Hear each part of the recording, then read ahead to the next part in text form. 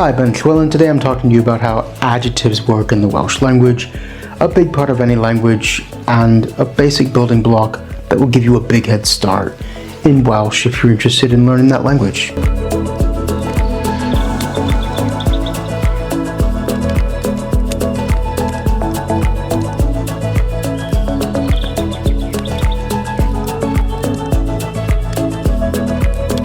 Adjectives, what are they first of all? These are words that describe things. So, a greenhouse.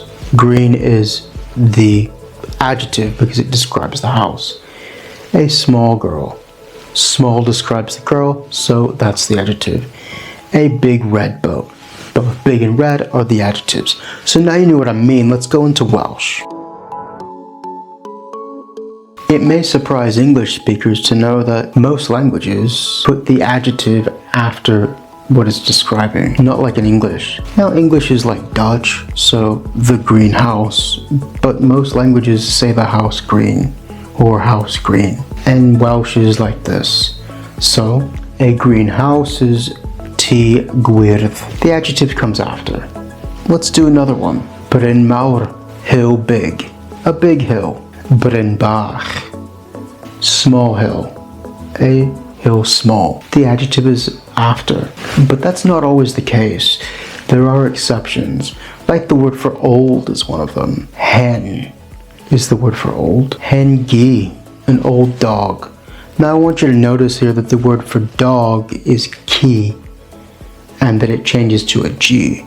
That's because the adjective is in an unexpected position grammatically and causes the next letter to change. So, these are the letters that change when an adjective is put before a noun. But don't worry about memorizing those too much. As you learn it, it will just become natural to you. In other cases, the putting of an adjective before the noun or after changes the meaning of the word. So if you said, mine hen, meaning an old stone, because the hen comes after the stone, that means that the stone has a tink of ancient to it. Very, very old. In legends, you'll see occasionally names like Cadw hen, hinting that the person it's describing is a wise old sage, emphasizing the elderly aspect to them to highlight knowledge and wisdom by putting that adjective after. But as I said, it does change the meaning. So you have, for instance, the word for different is gwahanol. You can say credai gwahanol, which means different beliefs. But if you say gwahanol credai, it means various beliefs. So the meaning of gwahanol changes depending on which side of the noun you put it in. Let's do another one. A goeden unig, the lonely tree. But if you say yr unig goeden, that means the only tree. So again, it changes depending upon where the position of the adjective is. And you'll just have to learn these case by case. Now, Welsh, like French, is a gendered language. So adjectives can take different genders. For instance, two of the colors that I know do, well, the only two colors I think so. Don't quote me on that. But green and white have different genders. So gwyn is white masculine and gwen is white feminine. And you'll notice that the feminine vowel sound is a bit lighter and the masculine one is a bit darker. And that's going to be a pattern that you'll see across these gendered adjectives. The feminine one sounds a bit lighter. Let's do the other one, green. So gwyrdd is green masculine and gwerdd is green feminine. So you can say y drws gwyrdd, the green door. But if it's feminine, you're going to have that G drop off usually. So you might say y delyn werdd, the green harp. You see how that G drops off. You will see it without the G dropped off in some cases, but that E will be there to denote that it's feminine. And a lot of these masculine and feminine adjectives are a bit rarer now these days than they used to be. So I hope just by making this video, more people will use them because it's an intrinsic part of the language that's crucial to who we are. Let's look at some other standard adjectives. So you have the word for wet is glebe, and that's masculine. But if it's feminine, gleb. Again, that E is in there rather than the Y, which is a lighter sound. Round, kurun in the masculine form, and koron in the feminine form. Heavy. This one you actually see often trum for masculine and tron for feminine. And you'll just have to learn these on a case-by-case basis.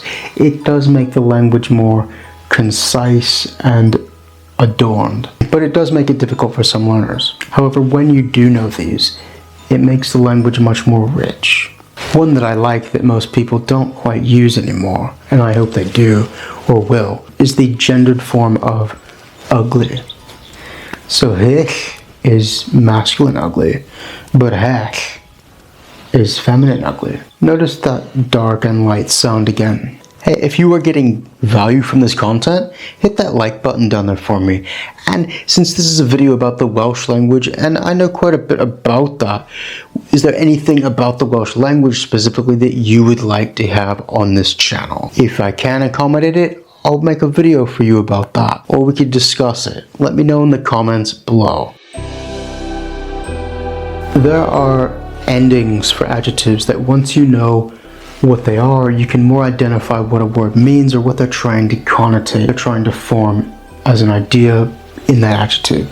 So let me run through some of those now. There are some rare ones, first of all, like AID, aeride, golden, and IN, Darwin, oaken, which usually context being made of that substance. Those are quite rare these days, but you will see them throw here and there. Throw here and there. You'll see the ending adwy on lots of adjectives, ADWY, and what this means is that something can be done, what it's describing. Dysgadwy, learnable, from dysgu and adwy. Plugadwy, foldable, from pluggy to fold and adwy. So it shows that something is able to be done by what it's describing. Llosgadwy, burnable. Chwydadwy, inflatable. A lot of these able words are matching to adwy, but not always. You'll have to learn that case by case.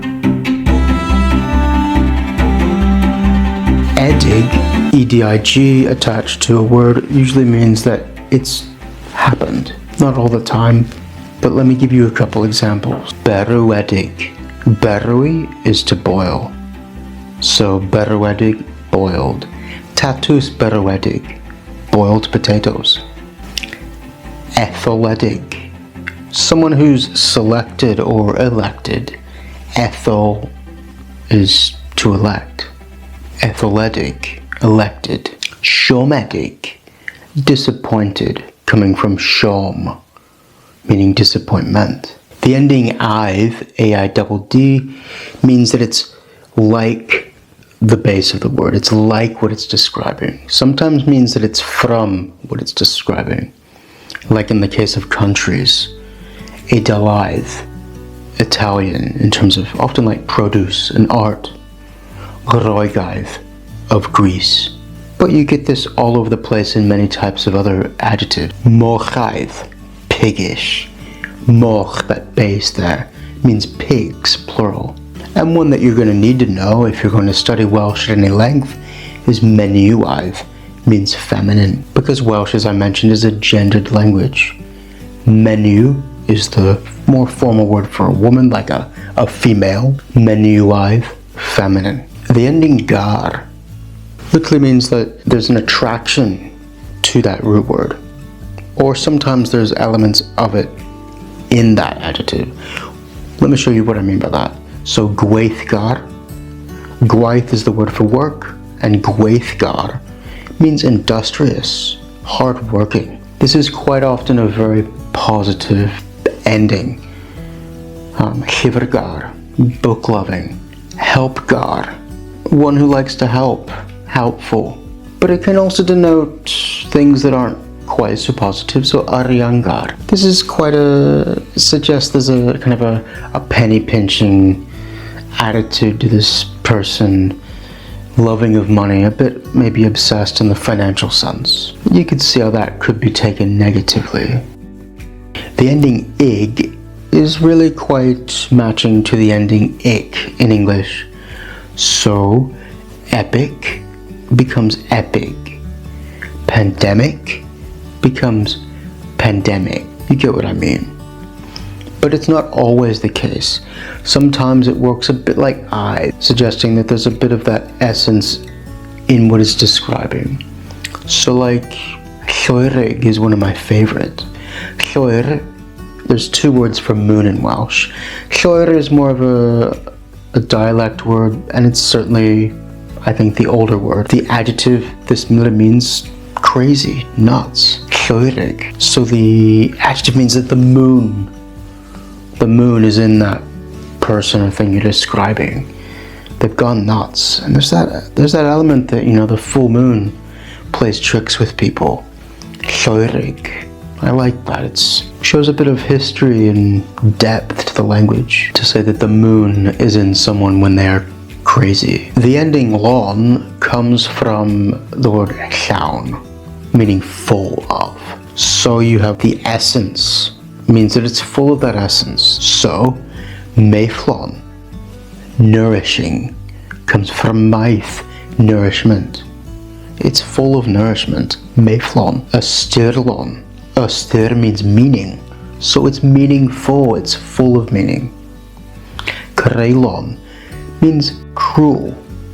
And that initial word means more of gore or blood, from an older Welsh word, crai, bloody carnage. So creulon is full of gore, cruel. One adjective ending I think is really useful for hanging out with people and having fun is the ending lid. Sometimes lid. This is kind of a pejorative thing that you can add to almost anything to make it a bit negative. But you have very common words like sunkid, noisy, has this ending. Sun means sound, and sunkid, noisy. But you get cowslid, cheesy. You can add this into almost anything, and it's kind of an insult in a way, which I kind of like, that there's that flexibility to take any noun and say, this is a bit insulting. So you can say franglid. It's French. No offense to my French audience. Dyfrllid. It's really soaky, watery. There's a pejorative element, and you can attach that to anything. Lluwchlyd. Dusty. You could say to someone who's wearing a checkered shirt, oh, my own checkerllyd. He's checkery. Chwyslyd. Chwys is sweat. Chwyslyd, sweaty.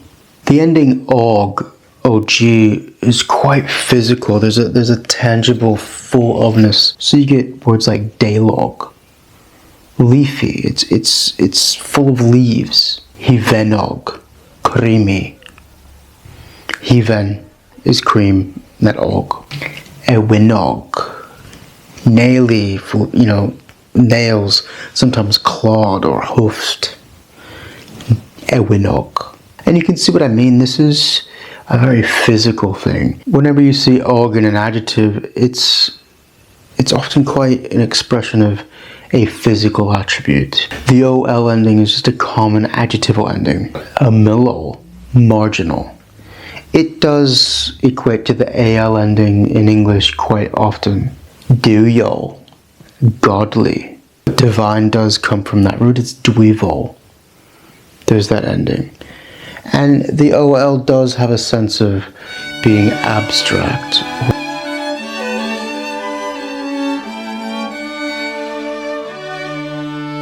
Or not quite tangible. But there's no solid rule to that one like there is to og. To this ol ending. So I'll move on to the next ones. The us ending implies that the root of the adjective has caused a state to happen. What do I mean by that? One of my favorite words in Welsh has this ending. So, sonorous means melodious. It's from an older word, Sonyar, which means resounding. Sonyaris is the state of resounding sound. It's very sweet. Cariatis is lovingly, from cariad, love. Cellwair is mischief. And then cellweris is kind of a state of mischief. Taking the mick, kind of joking. People, provoking. And you can see that where the US ending exists in adjectives in Welsh, it's often a state of being, rather than just an essence or a physical thing. There's no solid rule to these. These are guidelines that can help you determine what an adjective actually means, because more often than not they do follow those categories. Let me compare arian, the word for money, with several of the different endings so you can see how it changes the meaning. Dinarian, no adjective, both of those are nouns. A man of money, okay? Then you add, say, the AIDD ending, din arianaidd. That doesn't suggest money. It suggests that he looks quite silver, because like in French, the word for money is related to the word for silver. Arian is silver and money. If you were to say din arianadwy, it would sound quite weird. So let's move on to the next. Din arianedig. Now this sounds like almost like an inherited wealth, like something that happened, that he earned money at some point in the past, that it was a state that was given a while ago. Again, that's quite weird, but if you wanted to change meaning, you could. And that's what makes the Welsh language and adjectives so unique. It makes flexibility. Din ariangar. So this is a man who's quite covetous of money. Din arianog. This is suggesting that this guy has a bit behind him. He's got bags of wealth behind him and he's not really got problems. He's grounded with money. Din arianol. This means that the man it's describing works in the finance industry more than likely. A financier, some type like that. Din arianllid. This is probably someone who is quite resentful of people who make money and is insulting him for having money. Arianllid. Sometimes you have a verb like byw, to live, and you can change its meaning depending on what ending it has. So bywiog means full of life. You could say a child is full of life, so plentyn bywiog. But plentyn bywiol, that would be very strange. You will hear bara bywiol, which literally means life-giving bread. So you see how that ending changes the meaning of byw from full of life to giving of life. And that's one of the little decorations in Welsh that makes it so rich as a language. I hope you got some value out of this content and the Welsh language. If you did so, hey, please hit that like button, and diolch yn fawr am wylio. We'll see you in the next episode. Until next time.